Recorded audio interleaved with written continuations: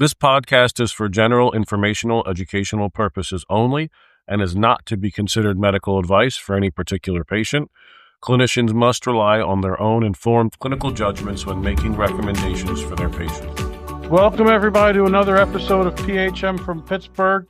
It has been a while since we've seen you. Sorry about that, but I am still your host, have not been replaced, Dr. Tony Tarchichi.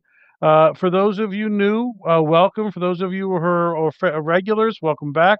I'm a MedPeds trained pediatric hospitalist here at UPMC Children's Hospital of Pittsburgh in the Paul C. Gaffney Division of Pediatric Hospital Medicine.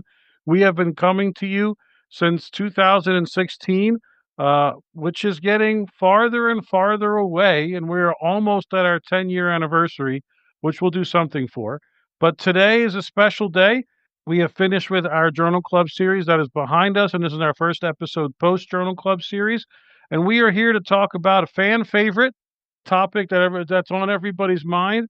This is the episode title is Chronic Lyme, Is This a Thing? ?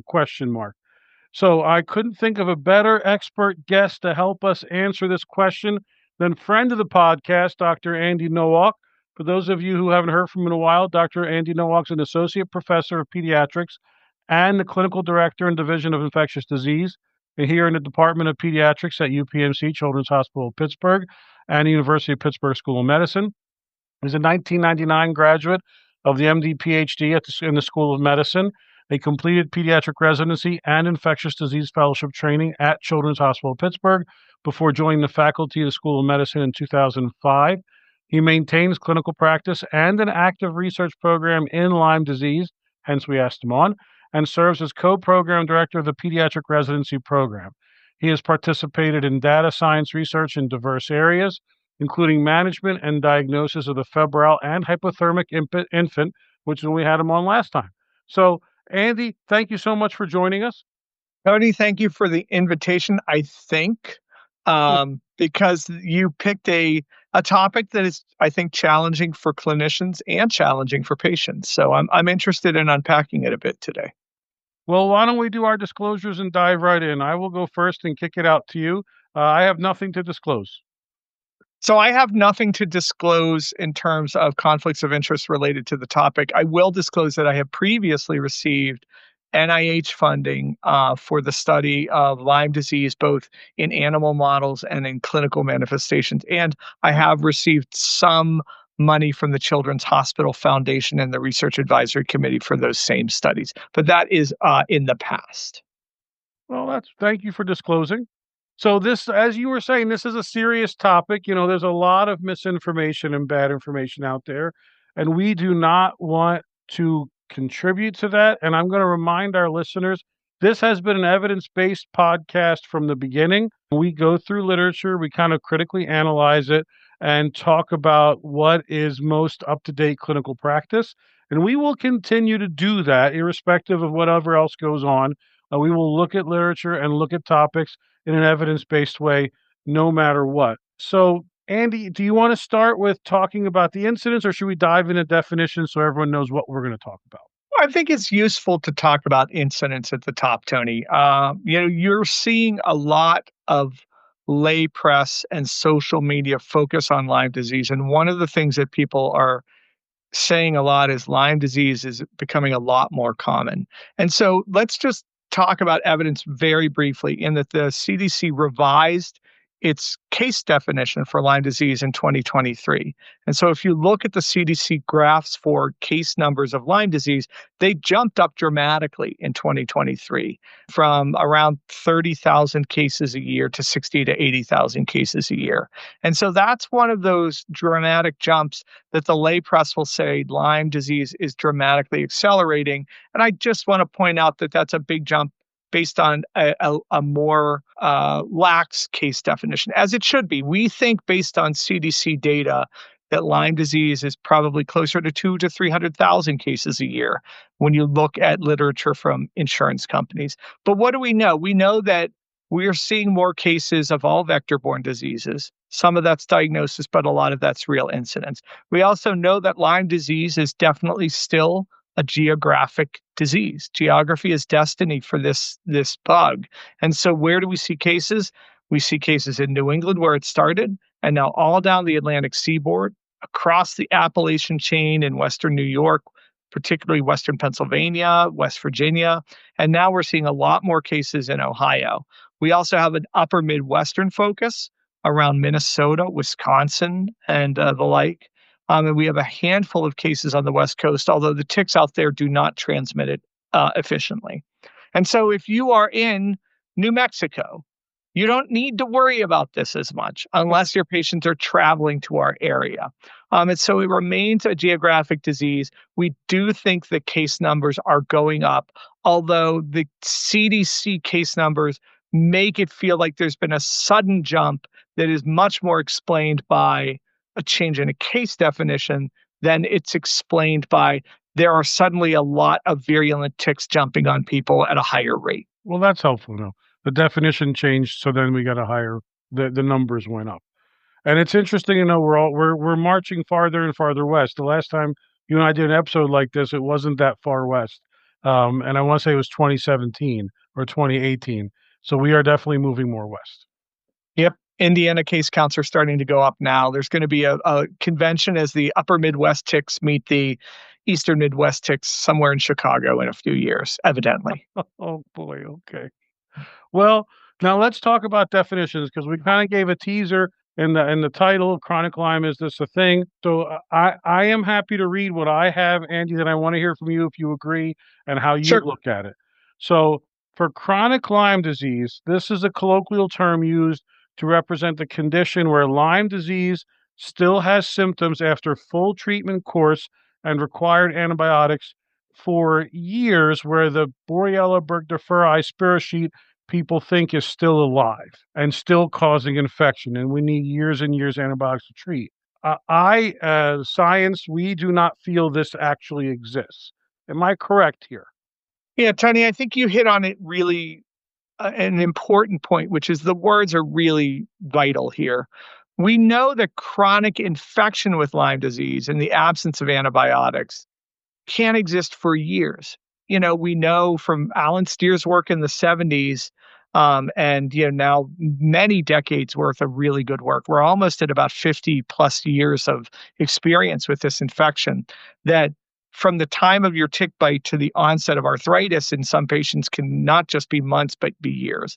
But when we're talking about chronic Lyme disease, I think of that as late Lyme disease. Lyme disease living in your body despite antibiotic therapy is not something that we think occurs. We know the antibiotics are effective. We know they kill the bacteria. And so long courses of antibiotics, and by long, I mean 2 to 3 months, are invariably effective. That is the killing of the bacteria. And as I say, I feel about 50 times a week to patients in my clinic, there's a difference between I'm going to kill the bacteria that caused your symptoms versus I'm going to address the damage caused by those bacteria. So we've done a poor job sometimes clarifying those terms. Symptoms that occur after Lyme disease treatment are what you and I are here to talk about today because they're the challenging part of the disease. And I think giving a little information for, at least for me, how I came up to ask you to be on the show. The Wall Street Journal recently, the past couple of months, did a really nice article. And I read that newspaper. They do not sponsor the podcast in the slightest. And I pay for my subscription. And they did a very nice article talking about chronic Lyme disease. And I thought they actually did a pretty good job representing where the literature is. And they pointed out the National Academy of Science, Engineering, and Math. And they did put together, we're going to talk about their coalition. But one of the things they pointed out to me that I didn't know is this almost Russian doll-like concept of definitions. So there's infection-associated chronic illness, and this really came to light more significantly with long COVID. Patients who have long COVID are experiencing what we are now calling an infection-associated chronic illness. This is an umbrella concept encompassing various conditions that with an infection that started with an infection but lead to long-lasting symptoms and impact on quality of life long after the infection is gone. So it can happen with EBV, COVID, and Lyme, along with others. And within infection-associated chronic illness, I said it's like a Russian doll. The smaller doll is Lyme-associated chronic illness, and the smallest doll is post-treatment Lyme disease syndrome, which is a very specific definition, which we'll get to because the Infectious Disease Society gave it that definition. But is that right? Am I correct here? I think you did a beautiful job of you know, tangling some really naughty stuff here. We've known about these infections associated with chronic illness for a long time. I have been seeing chronic fatigue and fibromyalgia patients in my clinic. The newer term for that is myalgic encephalomyelitis for 25 years. And so they've been there for a long time. And long COVID, I think, was a really big moment in that so many people at once had this experience of, I had a viral illness, the virus seems to be gone, and yet I'm still suffering from longer term symptoms. And not just those folks who had their lungs or their cardiac function ruined by COVID. I'm talking about a lot of crossover in these symptoms as they present. I think what we think here is we need to understand better these many roads that lead to a common set of symptoms, because there's a big overlap in the Venn diagrams of a patient with chronic fatigue syndrome, with fibromyalgia, with post Lyme disease treatment syndromes. They all overlap with long COVID a lot too. It shouldn't be a surprise, right, Tony, when you note that there are probably 15, 20 very, very significant respiratory viruses you and I deal with inside the walls of Children's Hospital Pittsburgh.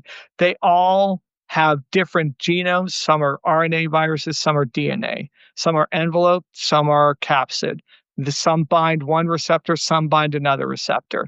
And our ability to distinguish the final common pathway of infection between them is limited, because even though they're very diverse pathogens, many of those pathogens end up with a very common final manifestation. And this, I think, is kind of an unusual but still recognizable pattern within these illnesses as well.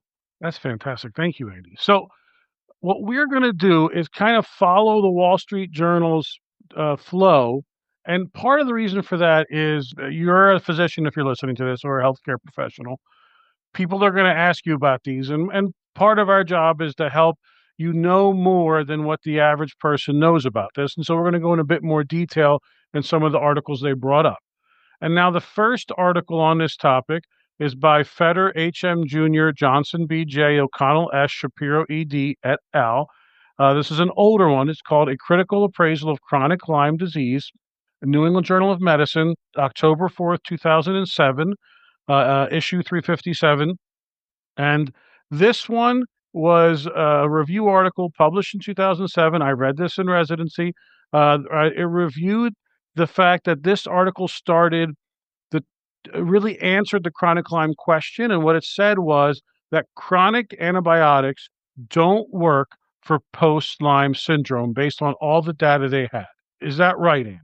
Yes, I think that the article makes a pretty good point that within the design of the article, that the differences in symptoms in people who had shorter versus longer term antibiotics was nil. And so the longer term antibiotics did not make a difference. It's been criticized, and I'm very well aware of the critiques of the article, because many people said, well, they just didn't go long enough, or you would have seen more dramatic differences in the groups. But the article was well designed, and I think it's an important piece. It also makes biologic sense in that when we bombard these bacteria with months of antibiotic therapy, it is a slow to divide bacteria. It's not quite as slow as our really slow ones like mycobacteria, but 2 to 3 months of antibiotic therapy actually starts to compare favorably to mycobacterial therapy. So it makes biologic sense that we would be able to get all of the bugs in that period of time. And this kind of confirms what we suspected from animal models as well, that if we give enough antibiotic therapy, we're going to get rid of a lot of the bugs. At the same time, in those animal models, I will point out, when you give the antibiotic therapy and get rid of the bugs, you go back in and they have evidence of tissue damage still there because the antibiotics don't reverse damage to the underlying tissues, which I think is an important concept that's going to come up a lot. So the inflammation from the original infection that caused the tissue damage, that's still there in the animal models as well. Yeah, it is. I mean, if you look up my papers, you'll note that I spent a lot of time infecting mice with Borrelia burgdorferi and studying what they looked like. And, if you infect a mouse and you give them experimental Lyme arthritis, either with a tick bite or an injection, they get a really big swollen foreleg. And you can give antibiotics and all the bacteria are gone. You can, in fact, chop the mouse up, which you're not allowed to do with people because that's a crime. But you chop that mouse up and you cannot find any bacteria. But when you do the pathology, the inflammation sticks around for a long time, which is what we see on a regular basis in patients, even when I'm treating them for Lyme disease, that the inflammation from the infection can be tenacious. So the next article we're going to talk about, and for those listening, for all these articles, I screened them with Andy, and I looked up the authors to be certain, because of the amount of misinformation, we don't want to be giving you bad science in any way, shape, or form. So this is Redman A.W., Betchkold K.T., Yang T., Mim E.A., Solosky, Novak C.B., no relation to Andy, Alcott J.N., and the article is called The Clinical Symptom and Quality of Life Characterization of a Well-Defined Group of Patients with Post-Treatment Lyme Disease Syndrome. This is in Front Medicine in Frontier Medicine in 2017, December. And everybody, Dr. John Alcott, who's the final author, is at Hopkins and director of the John Hopkins Lyme Disease Clinical Research Center. So a good article, Andy, you agree? I would agree. I been reading John Alcott's work for years, and John's been publishing very routinely in the field for a long time, and puts out very solid science. This is a well-designed paper, although it has all of the challenges that any of these papers do in terms of the recruitment, but it's certainly a very useful study to think about what we observe. And along those lines, their intro, was very helpful for me because it kind of explained at the time this post-treatment Lyme disease syndrome in a concise way. And what I took from it that I didn't know is 10 to 20% of patients treated for Lyme disease experience a constellation of prolonged, primarily patient-reported symptoms following standard antibiotic treatment for early or late Lyme disease. And I have to be honest with you, Andy, that 10 to 20% struck me as high, but you've been doing this for decades. How does that look to you? We have the privilege of caring for children, Tony, and so children always do better. And so that number is lower in children. I can't quote you a number. There's a little bit of literature on it, but it's not as well organized. But persistent symptoms after treatment for Lyme are not as common in children. But that, around 10% figure is probably pretty accurate in terms of what many other studies report. This is tough. Asking adults about whether they're tired is dicey work. If you look in the paper and you look at the error or the bars for fatigue, all comers with fatigue, they're about equal in the two groups. And in almost all of the groups where you ask about symptoms, it's not that the people without Lyme disease had no symptoms. It's just they were not as likely to report moderate or severe symptoms. So it's the biggest difference between the groups.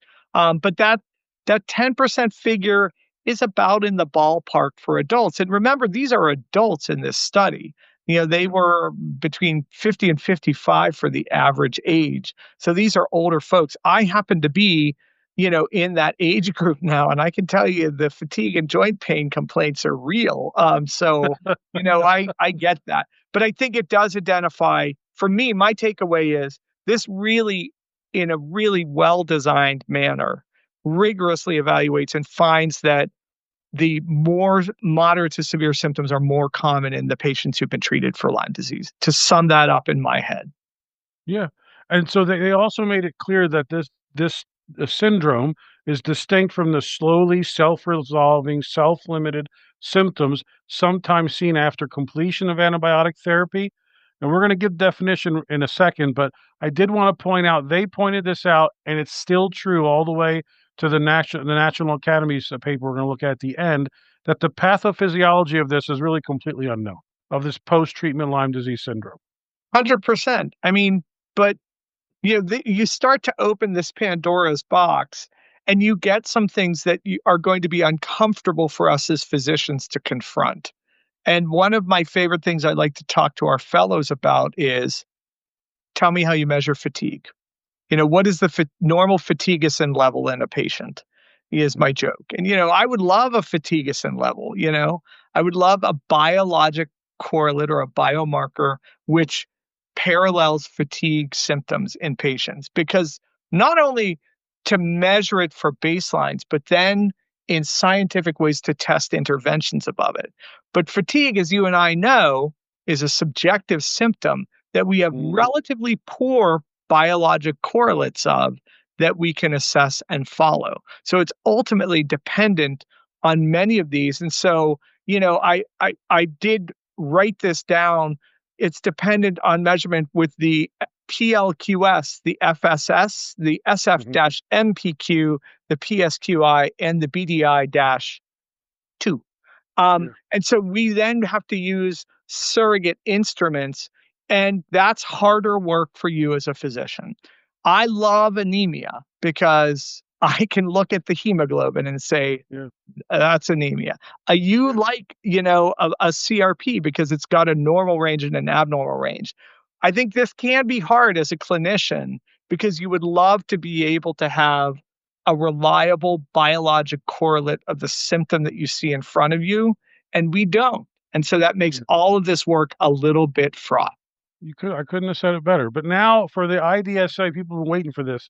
So the IDSA definition of post-treatment Lyme disease syndrome, remember this is that smallest Russian doll in our example.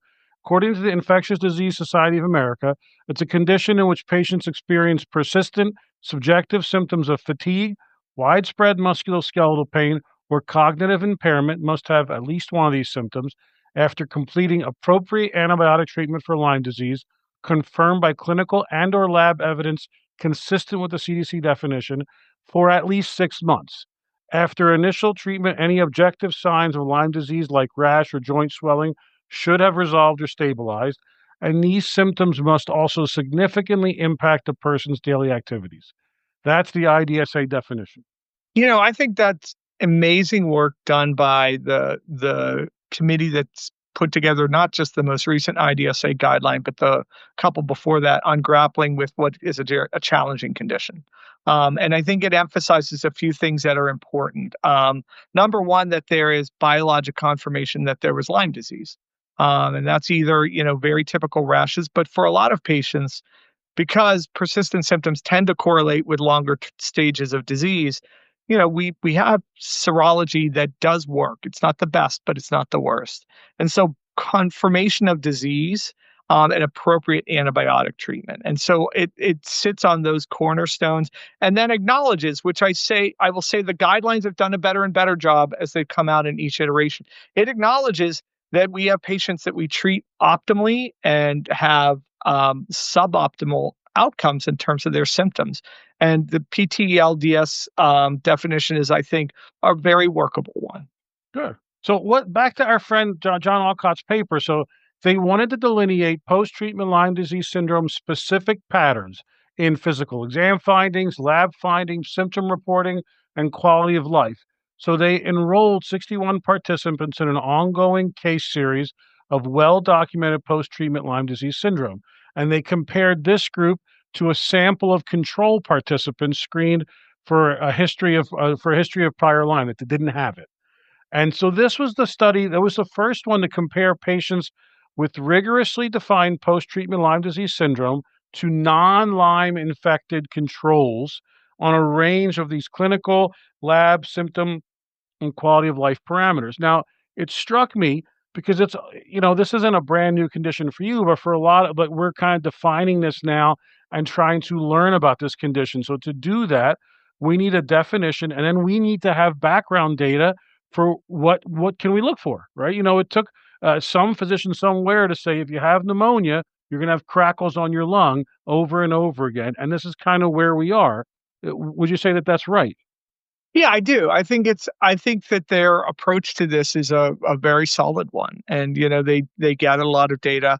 There's several centers for Lyme disease research which are interested in these harder to define manifestations, and one at Johns Hopkins that John Alcott's involved with, Lyndon Hu in Boston.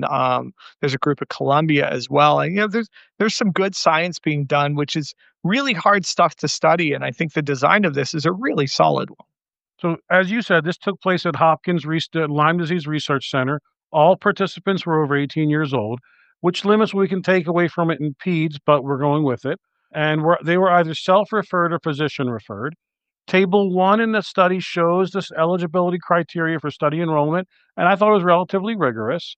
The control patients, they were recruited from an internal medicine practice in the same geographic location, which is good. They did not have a clinical history suspicious for undiagnosed Lyme and were CDC negative on two-tier testing for antibodies for Borrelia burgdorferi. But the patients in the study had a lot done to them in order to get as much information as possible. They had a full H&P, a very detailed exam, including full neurologic exam, even vibratory index. They had a CBC with diff, CMP, CRP, enzyme-linked immunosorbent assay, IgM and IgG Western blot testing for antibodies to Borrelia burgdorferi.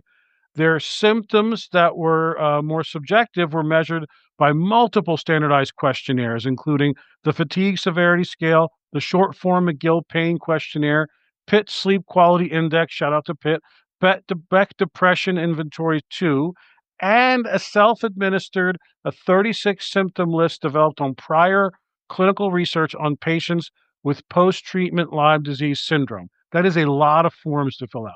These people were well surveyed. They were well surveyed.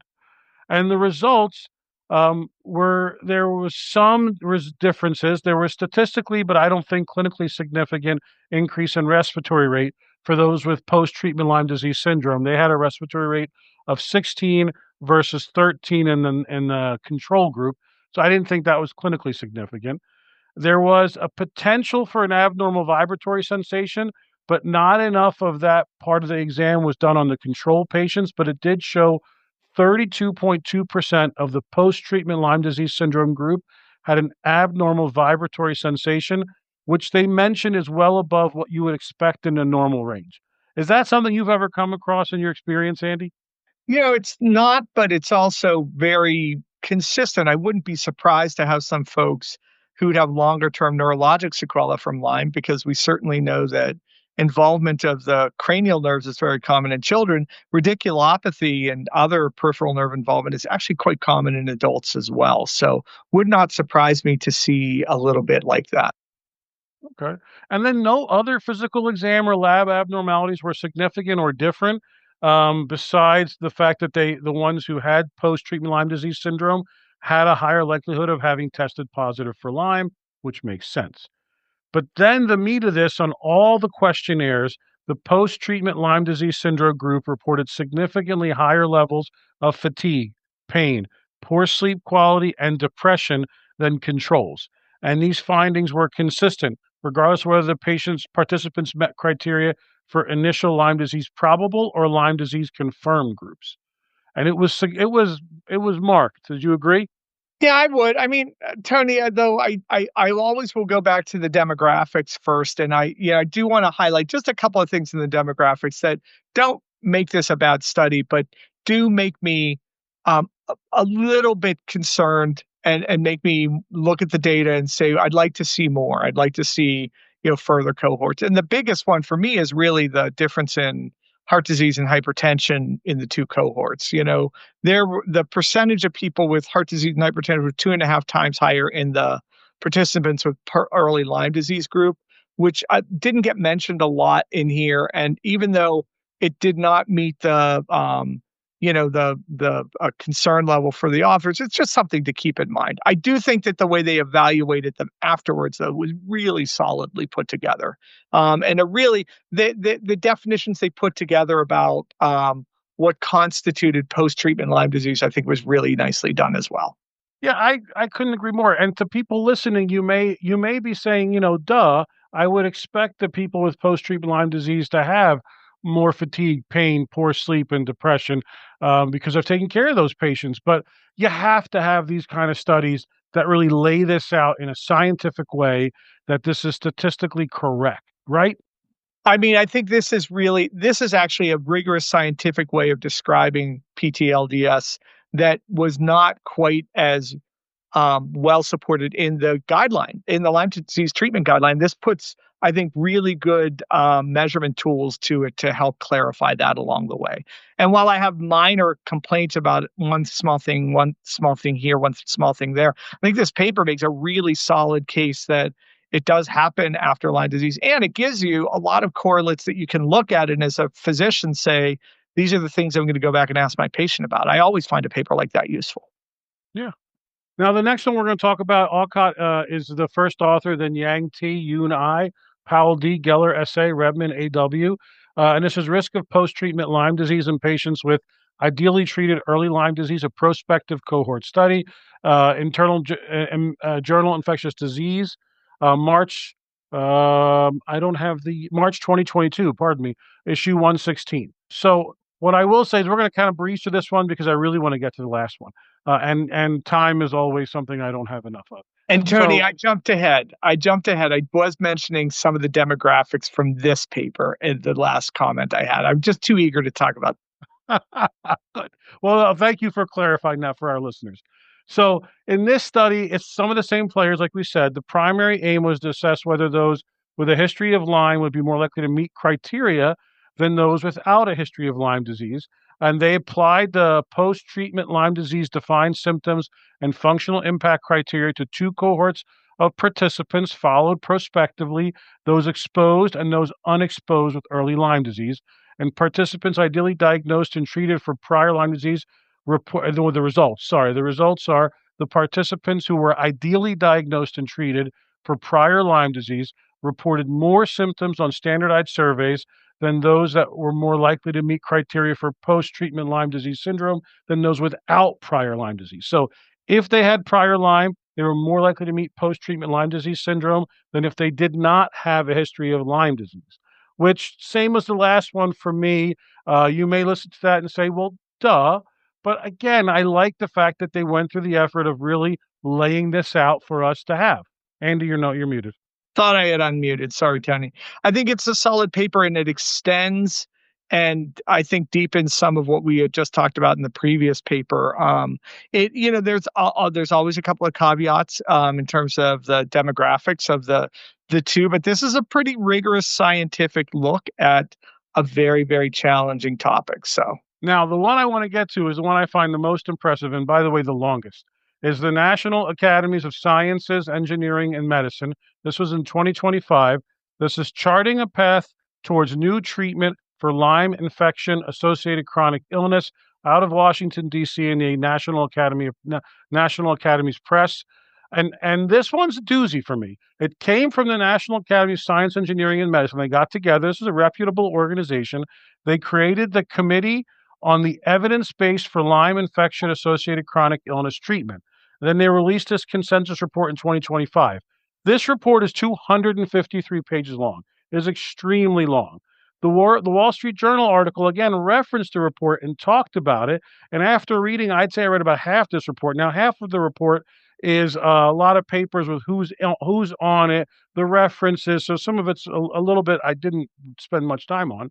But they did a nice job, and I love the opening paragraph. So I'm going to read this for our listeners. It's a short paragraph. So while the causes of Lyme infection-associated chronic illness remain uncertain, it is clear that patient symptoms are deserving of improved diagnosis and treatment, especially in this area of significant advances in medical science. This is the underlying reason for this consensus study to evaluate and call attention to the existing evidence base associated with Lyme infection-associated chronic illness, and in doing so, help to frame the gaps in knowledge and the potential for innovative approaches to better understanding, diagnosis, and treat these diverse sequelae of Lyme disease. I thought that was a nice intro. I think so too. I think it's a really it's a concise statement of the need. it's very challenging for many of these patients because they get told by physicians, myself included, I've treated with you antibiotics. Your all the bacteria are gone, and they still feel very sick. And so then it's a really hard question as a physician. What do I do next? What do I offer this patient? And I have my routines for the last 20 years, some of which is very evidence based. Graded exercise therapy, which has been studied in chronic fatigue and fibromyalgia, is something I recommend to everybody. I recommend that everybody seek behavioral health resources because it is really challenging on your mental health when you're chronically ill and you're suffering through these things. And then we explore lots of off the beaten path stuff. I think that very, very clearly improved diagnosis and treatment are things we need to keep focusing on because right now our tools are poor in terms of improving the life of the folks who have these persistent symptoms. Now, Andy, I want to circle back to what you just said because after reading this, what they say is, a part of what they say is that there should be more research into treating the symptoms associated with infection-associated chronic illness or post-treatment Lyme disease syndrome or Lyme-associated chronic illness because it's clear there's been enough done that antibiotics don't work. And so you're saying for graded exercise tolerance, is that what you said? Graded exercise therapy, yeah. That's been And helpful for chronic fatigue syndrome, and you've used it then for here. sure. Sure. I mean, I don't, the evidence on the antibiotics is pretty clear, and it's also reviewed and confirmed in the National Academy's paper. Which, if you really need help with your sleep hygiene, just read this paper, man. It is rough. And I like Lyme disease. But I mean, it's right. It's nice to see that confirmed once again. And I have to say, the initial paper that we discussed from 2008 had some really big hitters in the Lyme disease field on it, but that's 2008. We are 17 years past that. It's never bad to go back to the evidence and see if we've turned up something new. And so it confirmed for me once again that long-term antibiotics, which are very strongly embraced by some members of the alternative Lyme community, do not seem to have a basis in evidence. And that was really very, very helpful to see again.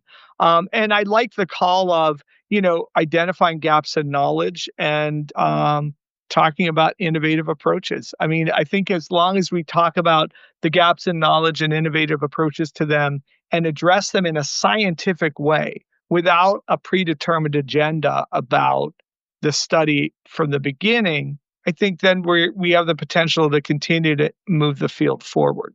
I love that. I'm going to just go through a little bit of what you just said for our listeners. So in this paper, they did a literature scope review first. There was 19 publications on potential treatments for Lyme infection-associated chronic illness. Only 5 were randomized controlled blinded clinical trials. All 5 were on extended antibiotic regimens. There was a 6th randomized controlled trial, not blinded, which tested the benefit of specific type of yoga for Lyme. Spoiler alert, yoga did not help for the infection-associated chronic illness.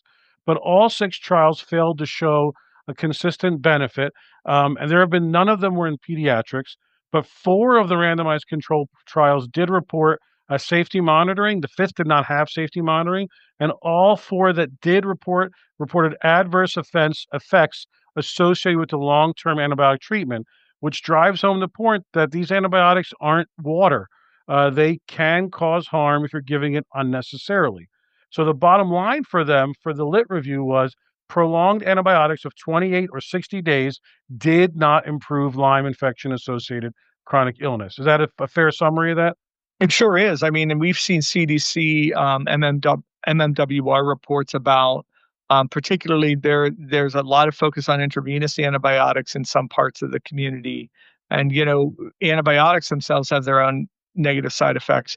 When you put in intravenous lines, long dwelling ones like PICC lines or central venous catheters, they get infected sometimes. And some of the outcomes of those are fatal. And so, it is strange to hear an ID doctor saying this, but I really try to limit antibiotic use to when it's absolutely necessary and intravenous doubly so. So I think that seeing that there were adverse effects associated with long-term antibiotic treatment is not a surprise to you and I, right? We see that all the time. Everything from the big stuff like C. diff to smaller stuff like rashes and allergic reactions. So, um, I understand why people have continued to study it, because there's a lot of suggestion from various sources that long-term antibiotics are going to be the way. And we still don't have any good evidence that that is the case. Now, what this paper did really talk about is wanting to build a scaffolding to really get better research for the future. They wanted registry that was nationally managed, so anybody can put patients in, but specific criteria had to be met. And then this registry could be accessible by everyone doing research. They wanted definitions for everything. They wanted samples saved to do other testing. So it really did a nice job in saying, if we want to get to the bottom of this, here is what we have to do to build this. It did actually sound a little of like what happened in the early days of COVID when we were trying to figure out what COVID-19 was, where there was an international community that got together from scientists all over the world, dumping data in the registry and analyzing it in real time. They seem to take from there. Would you agree? Yeah, I think, Tony, this is a great opportunity for us to try to apply some better scientific tools. I was interested in this paper too, that it would be really nice to know about more than just yoga and know about some non-antibiotic interactions, especially with some of the antibiotics used, like azithromycin and doxycycline, that get commonly used in some of the more alternative approaches here, are themselves very significant immune modulators. And so they have non-antibiotic effects that can even further cloud the picture. And yet they still didn't seem to help. So I embrace this more adaptive study design, which, as you pointed out, made a big difference in COVID. And we're starting to use more and more frequently in infectious disease. And this is a thorny clinical problem. It's going to need innovative study approaches to it. And it's probably going to need study of some, less, on the beaten path approaches. But as long as we study them, I don't object to studying anything. As long as it's not going to harm the patient, we have a reasonable expectation of safety, and we can study it rigorously. That is something that I'm all for. We need more pieces of therapy we can offer to the patients who are suffering long-term symptoms. Yeah, along those lines, there wasn't much they recommended in this paper that could help. And I was even looking for, consider, like you said, chronic exercise training, and then behavioral health counseling. I was looking for even that. I couldn't find that. So, what do you do when you have a patient who has what you think is post-treatment Lyme disease syndrome or Lyme infection-associated chronic illness? What do you do for that patient? Well, the first piece of it is I make sure that they have been effectively treated for Lyme disease. I can't emphasize that enough. I don't start from a place where I'm going to assume they had good treatment. Yeah, there's lots of things that can confound Lyme disease treatment, especially with doxycycline, taking it with other divalent cations like dairy products or magnesium supplements or anything like that. So I make sure they've gotten a good course of therapy. And as you've mentioned in each of these papers, I make sure that the cardinal signs of the infection that may have identified Lyme, the rash, nerve palsies, arthritis, is appropriately addressed, and that we've seen the physical exam signs and symptoms of the disease get better. And then, I spend a lot of time talking about, now we've taken care of the bacteria, and now we're going to have to address the symptoms. And what I emphasize to patients are, number one, it's going to take a multidisciplinary approach, because I, as an ID doctor, don't have all the expertise you need. Number two, we're still learning. This paper highlights it. We're still learning what may or may not work. And I draw on lessons that we already have from 25 years of data on chronic fatigue, even 30 years of data on chronic fatigue and some of the other chronic illnesses. We're great at exercise. I talk about nutrition a lot. For the kids, I talk about sleep hygiene a lot. Really fundamental things that can make a difference. I talk about making sure you're open to behavioral health resources, because it's just so hard on people's mental health status to be chronically ill. It really is. And any support that they need is a good one. And then I also will acknowledge, I will sometimes, I have an integrated medicine center here in the city of Pittsburgh that I've used frequently. And what I did is 15 years ago, started to meet with them to get a sense of what their philosophy is. I was trying to find a place I could send folks for alternative and complementary therapies that I trusted. And I found a place, and and I've had a long-standing relationship with them. And I send folks there because I say, I have limited therapies available for you. Some of the alternative and complementary therapies every now and then work for someone. I'm open to you trying them as long as you're in touch with me about what you're doing and they're not doing things that I think could be harmful. And so I talk about all those options because I just have limited numbers of tools for them. But I ally for neurologic symptoms with our child neurology colleagues. For fatigue management, our physical med and rehab colleagues have developed really big expertise around long COVID and fatigue management, which is excellent. I ally with my behavioral health colleagues, and I keep my ears up for the development of a possible rheumatologic disease in a susceptible patient and use pediatric rheumatology when I need to as well. So it's a time intensive, labor intensive approach. It's heavy on counseling and light on lab work and very, very minimal on antibiotics. I do my best. I'll see them back frequently and try to counsel them that we'll do everything we can to make them feel better. And then I warn them that the first person who comes to them and says, I have a $3,000 vitamin that's going to cure all your symptoms is probably coming to them to take their money because that's how that happens. Unfortunately, there's a lot of industry of people who want to help these patients. And then there's a whole other industry of people who want to take advantage of them, which makes me very frustrated sometimes. Yeah, this paper brought that out, and they talked about the financial implications of some of these chronic Lyme disease people who, and a lot of these treatments are not covered by insurances because there's no medical basis for it, and people are willing to pay out of cash. So it becomes an entire cottage industry that came up of evidence-based medicine being used to treat this and keeping people paying cash, and it can really cause financial hardship.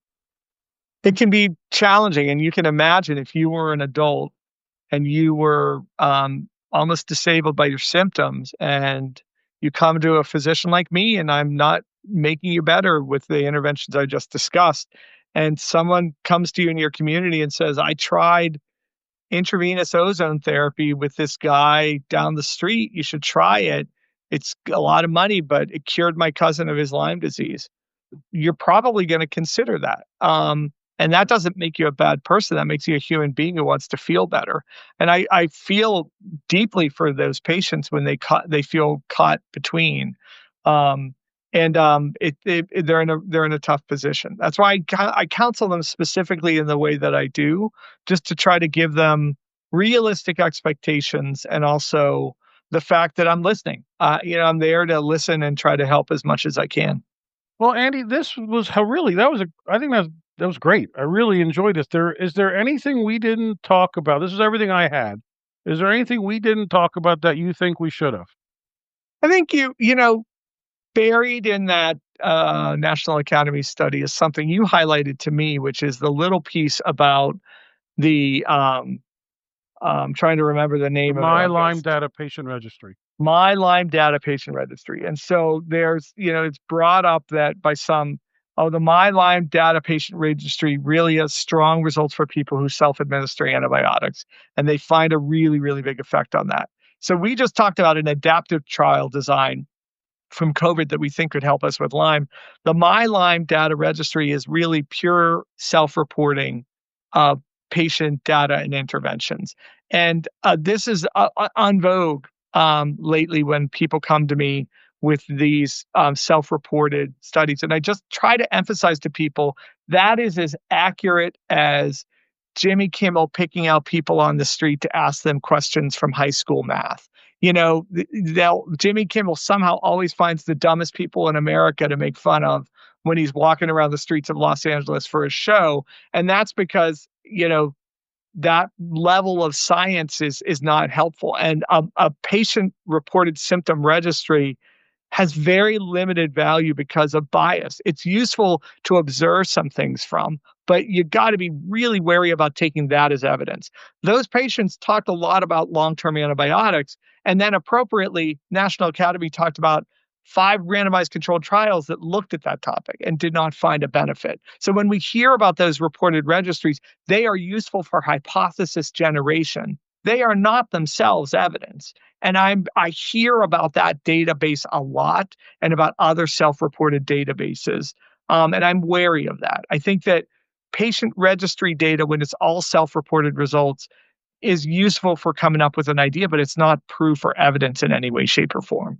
I like that a lot. And the paper did talk about when you have a new condition, like I remember when long COVID was being learned about, scientists would go to the Facebook pages where people were talking about it to at least generate ideas on how to begin the research process.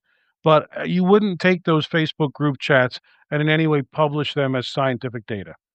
I think we can all agree that Facebook group chats are probably not a level of evidence that's going to help a lot of our patients. Yeah. And that's kind of where we're putting the Lyme data patient registry. I There like you that go. a lot. Yeah. Andy, anything else? No, I mean, I'm thankful to all the practitioners out there who care for these patients. Even in peds, you get a lot of challenging patients. I'm thankful for a number of the doctors mentioned in the Wall Street Journal article who've been doing work in this area for years. And that includes Alan Steer, who discovered Lyme disease, Lyndon Hu, John Aucott, Gary Wormser, and others who've been really trying to untangle these knots for 20, 30 years. And a lot of really beautiful work continues to be done with them. And they've begun to focus more and more on these long-term symptoms, which are hard to manage. And that's heartening. I think that's good, listening to the patients and saying, we hear you and we're focused on what you're telling us. And I think that part of these reports is heartening to me, that we're really starting to engage in this with good science. That's great. We are here for you, patients. We are doing what we can. And I couldn't think of a better way to end. Andy, as always, thank you for joining us. I can't wait to bring you back on.